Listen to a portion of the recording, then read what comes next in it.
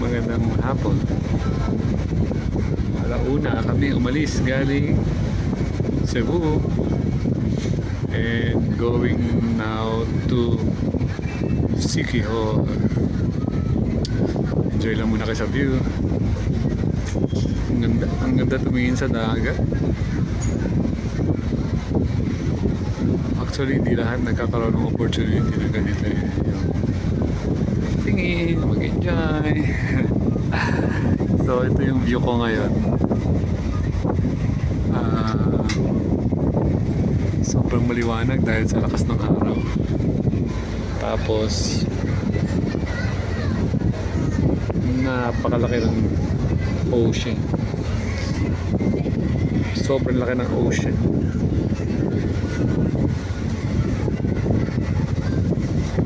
Okay, magkwento lang muna ako sa inyo. I'm so amazed sa mga nangyayari ngayon. Kasi sa kailan ba yun? Bago kami sumakay dito papuntang bago mangyari itong mga plano na to. Usually nagkakaroon ng yung mga doubts. Itutuloy ba natin? Ganito.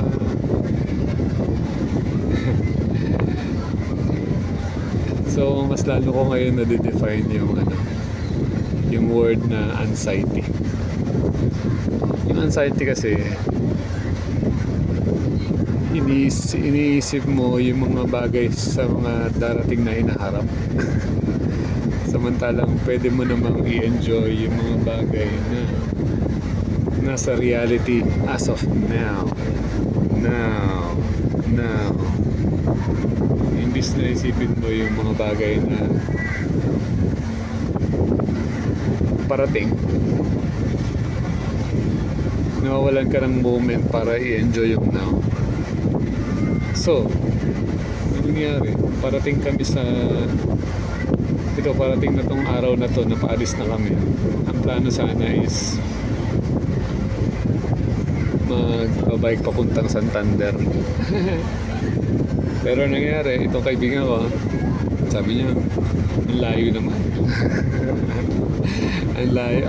Ayaw pala talaga ng long ride. Kaya, okay. Ako okay lang din ako kasi adjust ako sa gusto ng kasama ko. So, kahapon, nag-ikot ako para maghanap ng ticket.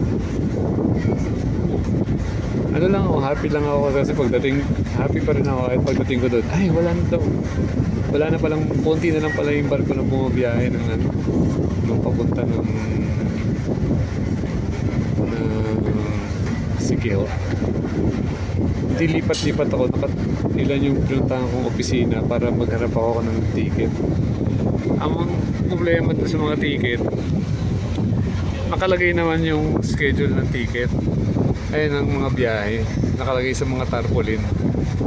Pero pagtingin mo sa tarpaulin, pagtanong mo sa opisina, wala na daw ang biyahe. Since September pa, 2025. At hanggang ngayon, ayaw nila tanggalin. Wala silang pambili ng paggawa ng bagong tarpaulin para matanggal yung mga biyahe nakaposte dun sa labas. Eh wala na nga ibang biyahe. Hindi yun, hanggat sa tanong-tanong lang ako. So, ibig sabihin sa kakatanong ngayon, hindi ko malalaman. Tinanong ko na kay AI, tinanong ko na kay ChatGPT. Wala talaga makasagot ng tamang saan ako bibili. Ayun, ganun din. Nagtanong-tanong lang ako, merong isang yung security guard dun sa pangalawang ticket station na binilan ko, doon ako nakakuha ng sagot. Sir, punta lang kayo doon sa opisina, doon yung booking. Overtake, may mag-overtake. Sige, mauna ka na. Mamadali ka yata si Ocean Jet, saan kaya siya pupunta? May nag-overtake pala dito sa dagat. So yun na nga, nakapunta ako sa light ferries sa opisina nila. Doon na, pumila na ako. So pagpila ko, ano lang ako, enjoy the moment. Kahit nasar na ako, itutuloy ko po, ano, nakakatawa kasi parang ano, okay na ako sa mga decision making ko ngayon. Hindi ako nabubwisit, hindi ako na ano, kalmado lang ako sa mga bagay na nangyayari. So, anong nangyari noon, naghintay ako doon ng siguro mga 1 oras, 2 oras akong naghihintay para sa tawag sa akin. Ayun pala, mali yung number na binigay sa akin. Noong una, binigyan ako ng number na mas mabilis. Tapos mali pala yung number na binigay sa akin. Palit na naman ako ng number. Nakatatlong number ako bago ko maitama yung number. So, ganun na nga nangyari.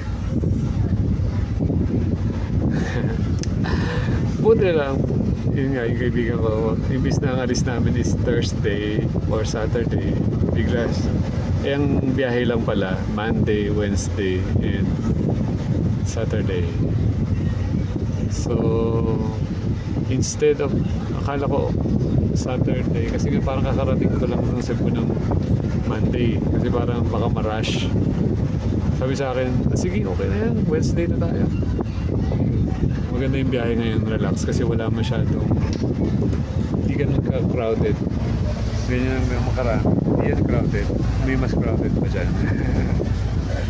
So, ang daming bakante. So, sakto lang to kasi by next week, feeling ko by next 2 weekend na susunod, yan na yung maraming pasahero. So, everything worked well. Tapos, after ko dun sa ticket, nakabili na ako ng ticket.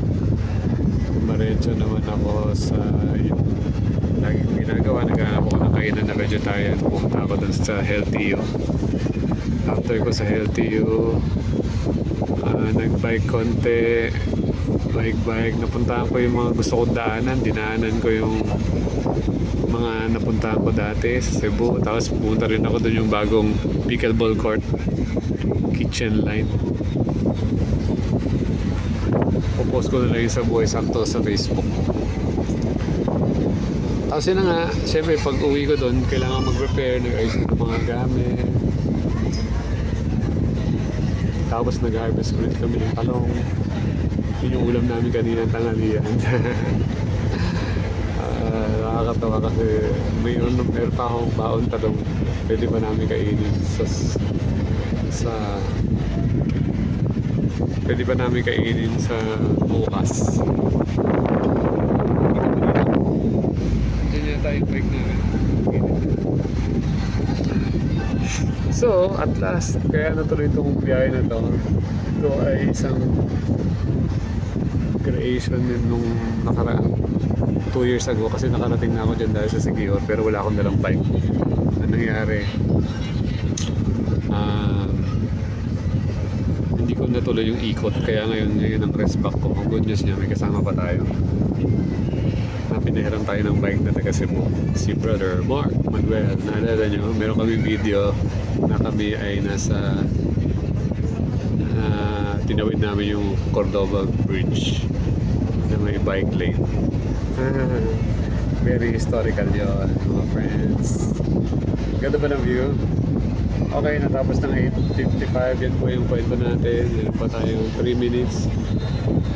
So, ang goal, pumunta sa Siquijor, tapos ikutin yung isla. Ang plano ko, ayoko umikot ng mainit kasi masyadong maano ang araw. Iikot kami ng masyadong maaga para matapos kagad namin yung loop ng bilis. Pagahan namin mga alas 5, alas 4 yan. Okay. So ngayon, ride out. So ngayon, darating kami doon gabi na mga alas 11 na. At good news na nakikita doon yung ating kaibigan, si Brother Lawrence, para i-accommodate naman tayo doon para wala tayong problema sa tulugan. Excited tayo, dala natin lahat ng mga kailangan natin. Meron tayong duyan. Meron din tayong amo ko. Ayun na nga yun. Meron tayong bike. Complete life tayo. Ang hindi lang natin mag-decision ngayon is kung gaano katagal tayo dun. Ako, as long as I want. Wala akong control. So, ang gagawin ko dun, I will be spontaneous. Define is spontaneous. Ibig sabihin, hindi ka kontrolado masyado kung ano. Depende sa moment doon. Mali mo, gusto mo magtagal, gusto mo mag-spend time longer. Wala akong control. Kaya hindi pa ako bumili ng pabalik. Papunta lang. Papuntang ticket. Pero definitely, baka ang maximum ko 3 weeks. Then babalik na ng Cebu. Kasi may flight tayo pabalik ng Manila. Okay. Sana na-enjoy nyo ang view. Meron na lang tayo 1 minute. Parang meron pa tayo hindi na-post ah. Meron pa ba? Meron pa yata tayo hindi na-post. Ano yun? Anong pa? Yung bike ride ko kahapon, hindi ko pa na-post. Ano ba yan? Sige, ipapost ko mamaya ha. Yung Cebu bike ride natin. So, huwag kalimutan to like, subscribe, and hit the notification bell para updated kayo sa aking mga pasyal. So, buhay sakto tayo. Huwag mo kalimutan ng ating tagline. Gusto natin malaya, masaya, at payapang buhay.